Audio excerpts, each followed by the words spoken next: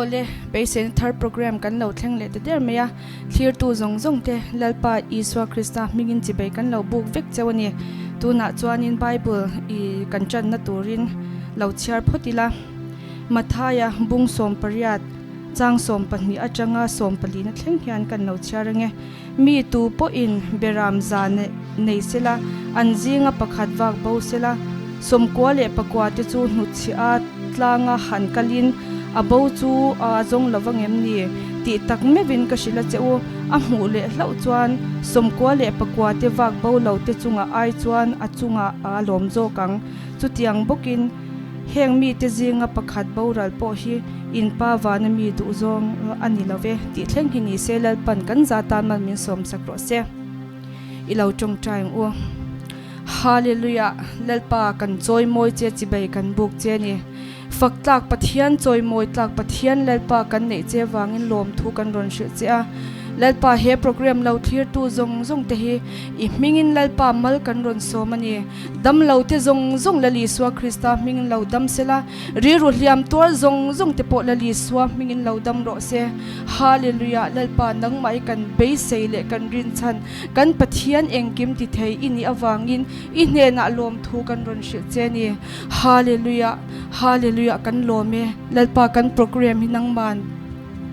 irau puina puan chuana ta min man sak turin I khonga ina kan ron dil a ngai thatu zong te po in mal som na lo dong ngei ro se lalpa kan lome I ming kan fake Iswa mingin kan ron dile amen ole I thil tem te kan ron share pa lokanga Pathian hi van chatak em vo inia hianin I hetiang I Pathian ni na hun chatak te min pe ka wang hian Pathian mi chu fakin omro se I hemi program clear tu te kalau shil du cheu chu harsatna I tokem covid nge I depression po lo ni se anxiety po lo ni se harsatna I tokem lawm ang lo turing kalau cha ve du che ni hallelujah amen I thamasa khanin covid ka ve ve a ke po I durtlanga khianin minda ani ma se ka veitir khan I ka veitir khan kalom wak lo ni chu achan chu sam som kwa pakhatna khan chungnung bera bi rum na hmuna omate chu min hum him don thu khamin tiamani chu ta chon hum him ka ni lo moni kha ka tia pathian chen na khan ni tinin ka om china ni ma se chu ta chon hum him khan ei I pathian ka athu tiama khan ding lo reu te khan ka lo shevela ma se covid chu lal I swane khan kan vei du na anuam em ani ambulance changin min shuai chuaka ma se chu ta chon pathian chen na kha kanuna khan athlinga hallelujah ka thinlung chunga khanin I muak tu hi ka nei ni anuam em a covid I covid eng anga harsatna po hei kan lo tok thei ma se tuna hian hemi program lo clear tu kalau shil tu chu eng harsatna po kha Iswa nen te khan lo covid vero Iswa nen te khan depression te khala vei vela mo harsatna eng po kha lo tok ma la Iswa nena lo ma chon dun ka lo som du cha ke po I covid kha Iswa chen na noi khanin hei ka vei ni chu ma se anuam em ya chu ta chu ta la Pathian chen na in kha kan room chung zong kha Pathian chen na khan akhat vekani hallelujah chuanin chumi room chunga te chuanin I he thu hi ka thinlunga hian anung em ya kan chia le lokanga mathaya bung thum chang som paruk na cha hi chu tiang bokin in eng chu mi mit mu in eng ro se chu ti chuan in thil ti thatte an hmu anga in pa wana mi an choi moi theinan he thu hi ka thinlunga hianin anung em ani chu wan chuan ring tu kan ni chuan harsat nei kan la tok don chau I eng po chu lo thleng se kan eng hi ring tu te kan ni to chuan in kuang kwa man kan ni to lo ni hallelujah chu wan chuanin I ring tu zong te he program lo thir tu zong te hi kalo shil du cheu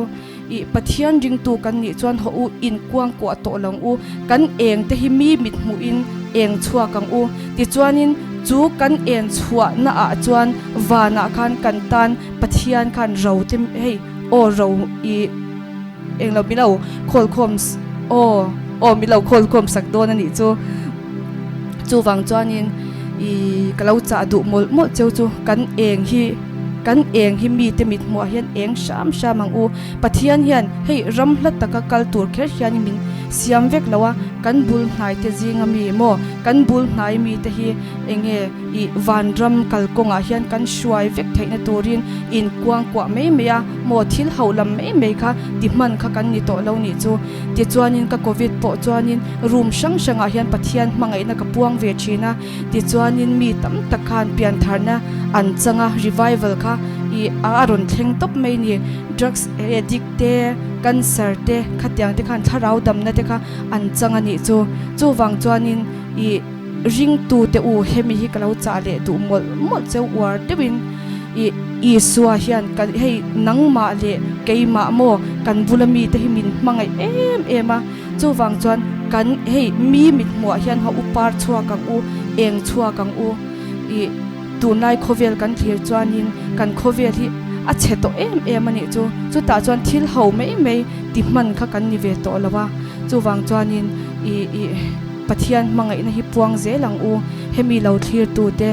atop na ta na kalau shil tu chu i suan a mangai che ni i suan top chin nei loin a mangai chia i suan ram ri kham chin nei loin a mangai che ni a mangai em che ni ti hi atop kharna tan kalau soi le tu e lalpan athu kan soi te mal min som sakro se lalpa nang lo tume kanai kamangan le ripur katlena kalom na le limna tene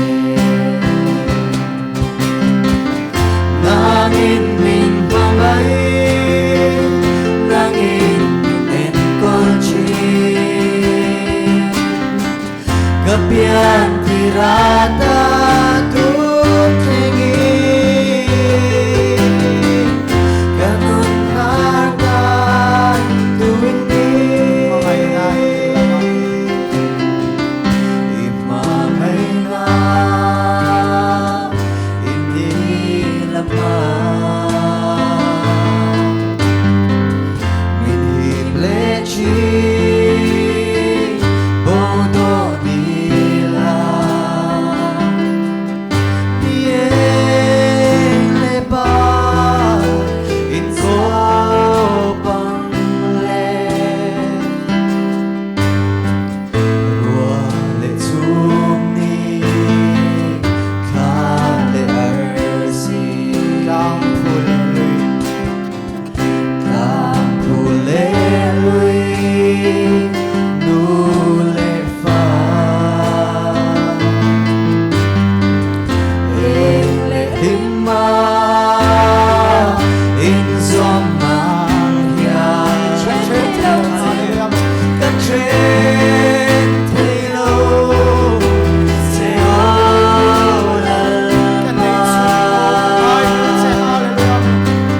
ka nei sun no ka ngai lu te nangin min mangai nangin en kwal chi kapian tirata tu khengi ganun naga tuini ganun naga tuini Hallelujah, Amen, Hallelujah. Lalpa nang mafak si heaven nuam takim. Hallelujah, lalpa. Itilaw chuan kan moy zo lawa lalpa. Kanin zoom tatawang hiya lalpa kalbo don may lalpa. Ipmangay na chuan lalpa minlaw zong hule china. Hallelujah, lalpa. Ing ang lalpa sual to po hilalpa nang chuan minlaw mangaya lalpa. Ipmangay na minlaw zong hule china. Lalpa va bo thei hinilaw lalpa. Kanin zoom tatawagin lalpa. Pa in lalpa fa mangay em lalpa kan bo ni phal ngai law lalpa. Hallelujah, lalpa. Kan buai na te lalpa nang man he na kan lau then zo min lau chok zang khai china lalpa harsatna kan ne ya kan phurit lutuka nang man ne then hi lalpa kan ti turani. Hallelujah, lalpa tuna hianin lalpa nun chaw zong te lalpa phurit zong te chu lalpa nang ma min lau chok zang khai tur chi lalpa inne na kanunin hlana. Hallelujah, lalpa kan phurit lutuk te kan lau nuk chong china lalpa inne na lalpa lau chol ro min ti rom ti ro lalpa inne na kan lau chole. Hallelujah, amen, hallelujah, lalpa hadam na lalpa engkim lalpa nang ma chawma iswa ne na chaw lalpa ka buai na kan buai na te iswa ne na chaw lo thenang u. Hallelujah, amen, hallelujah. Iswan he na ka Buai na kathena ngai nazawng ne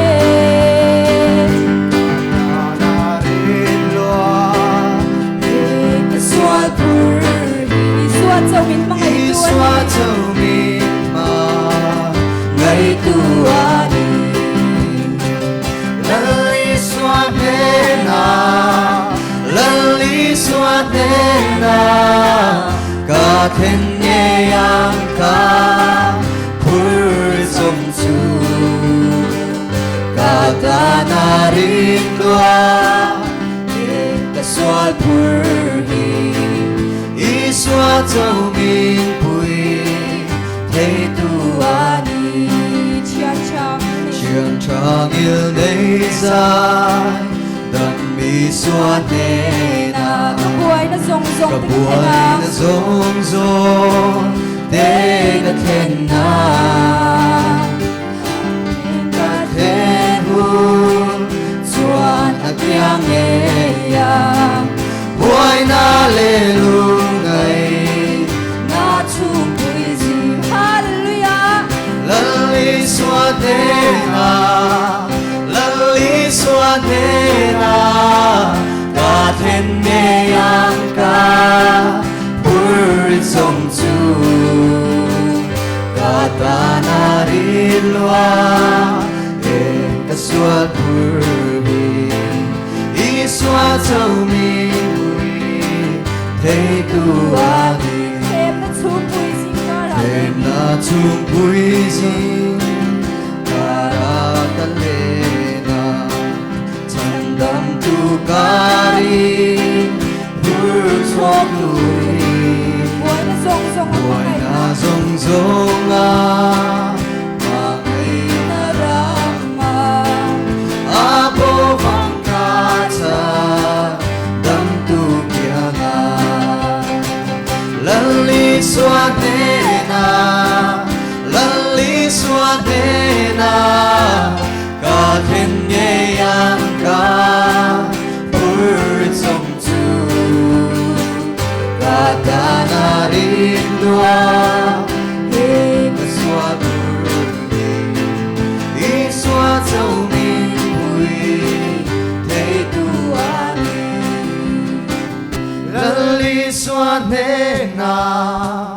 lali swadena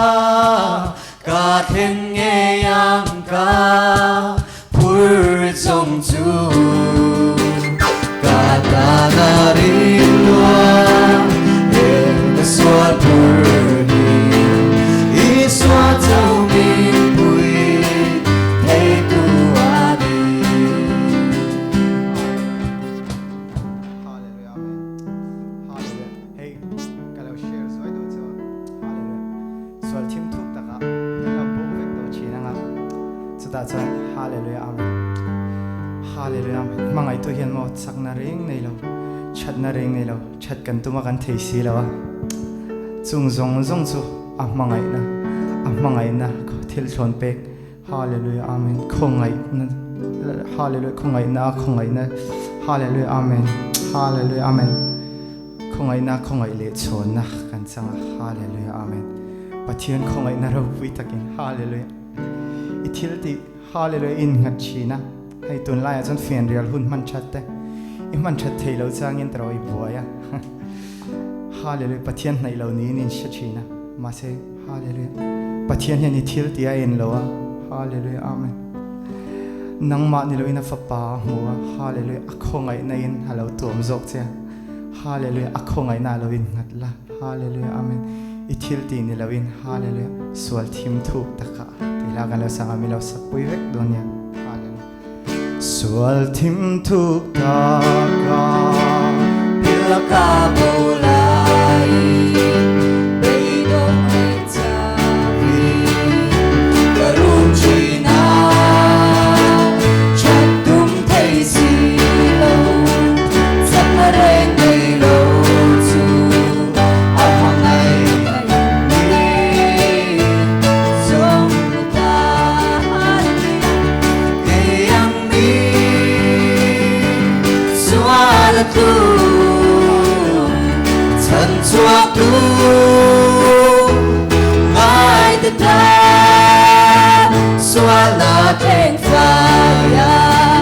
cô lâu na ngai đâm thấy tâm Pathian yêu thế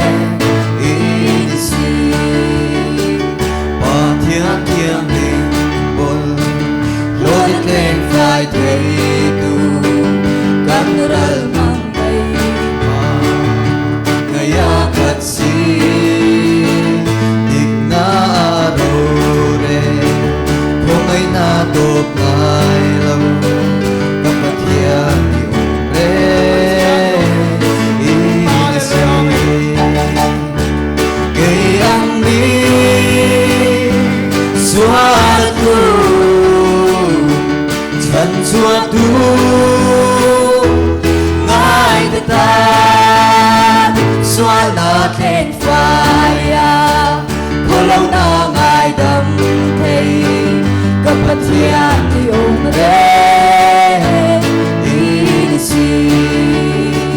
đâm lại sinh đun lắm thuốc cái số mệt lại bố chiết lệ cho để ông mà sẽ giấc lâu để chia này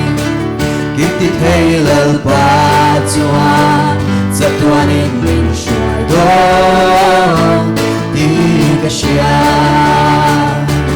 ngày ăn mi xóa tu chân chua tu ngai ta xóa na thlang fire cô lâu na ngai đâm thế gặp Pathian thì ôm rê isi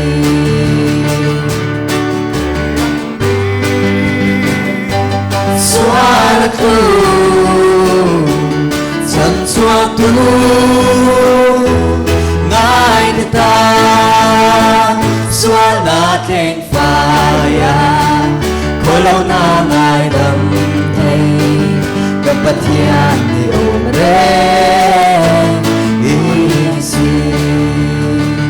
gặp Pathian thì ôm rê isi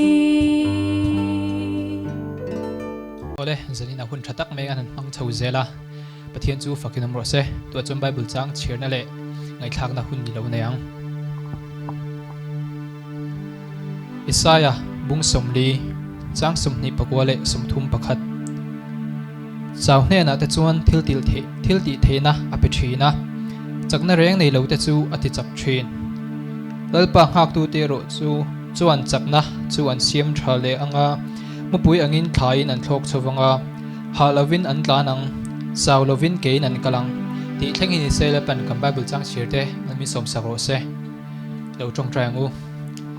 hallelujah amen kaparo pule thianghlim alpa nei zanina hun thra hun tumin mantira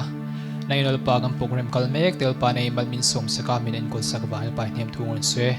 alpa kan hun man le zel turte nei min venga minom pue men kai hroi le zel tur tani kul ro pue kan kol tire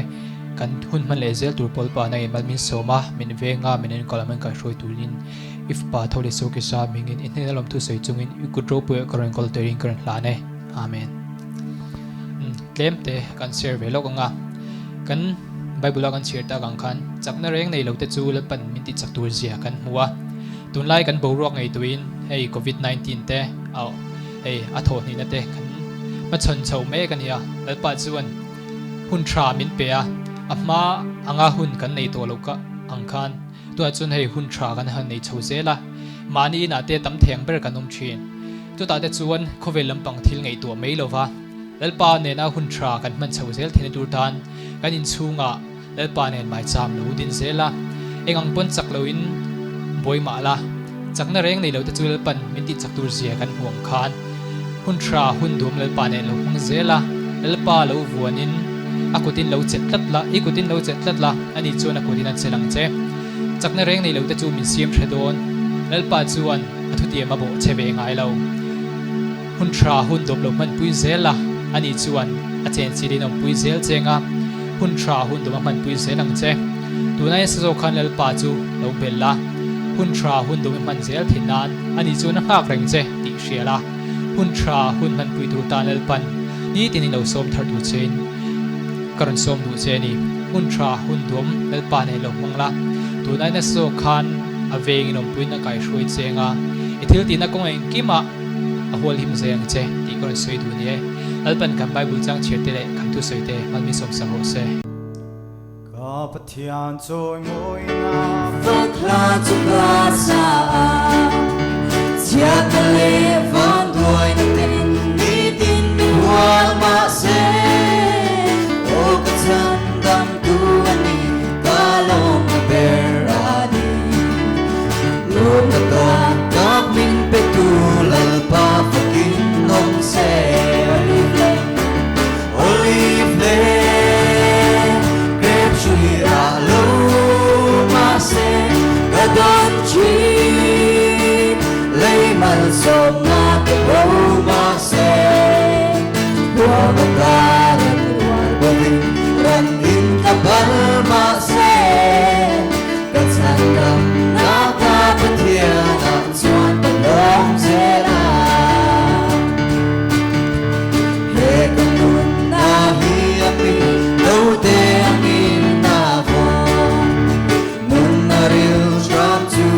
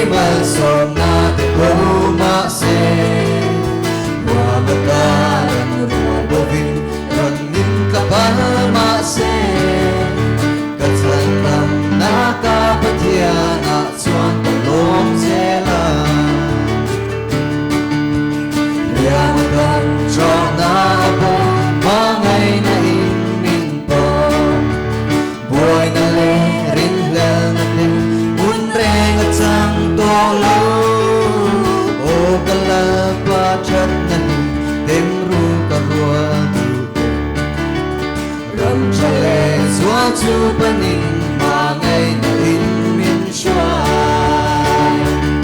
olive lệ kẹp chui ra lâu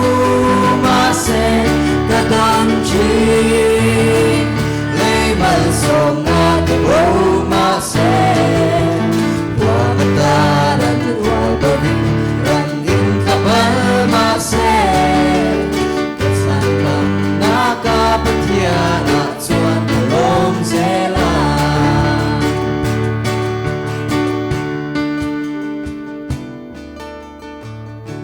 Hallelujah Hallelujah tikhan atop lam kan thing to hallelujah amen hallelujah atop na kalau siam do na atop na karon siam ma karon sa do chau chau Pathian factor hian zai thiam emo rimoi tum thiam emo ngai lawa hallelujah hallelujah amen hallelujah amen davida hi kangai to china bible a chan ama aya Pathian se bible tu ro pu hi nomin ka shelawa mase kangai to hian mo engtiklai po hian azai ringin engtiklai po hian lam ring don mi alawasin a chanchin kan han chiara anu puite a chia lo te ma